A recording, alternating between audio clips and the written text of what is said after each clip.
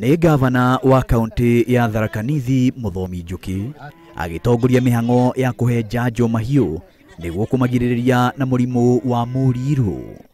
Ũũ nĩ thutha wa mahiũ miena itiganĩte kaunti-inĩ ĩyo gũkua kumana na mũrimũ ũcio. Kianza ng'ombe moja hapa leo zitembeleane kidogo, unaweza pata kwa wiki moja ng'ombe 100 zimeenda. Kumana na ũguo, aikari nĩ moritio matikarie nyama citathimitwo na kũhĩtũkio gũkorwo irĩ njagĩrĩru kũrĩo. Hiyo anthrax inapata mpaka binadamu. Na unajua hii ni msimu wa Krismasi, wakati watu wamezoea kukula nyama sana.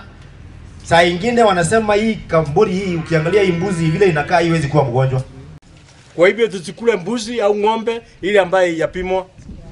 Sawa sawa? Tutie tukahatarishe watoto na maisha yetu. Kũngĩ nakuo kaunti-inĩ ya Samburu, andũ makĩria ya 50 nĩ marathiĩ na mbere na kwamũkĩra ũrigitani thutha wa kũrĩa nyama ya ngamĩra ĩrĩa ĩrakuĩte. Ona gũkũ, aikari nĩ moritio matikarie nyama ya nyamũ cikuĩte kana nyama itarĩ thime.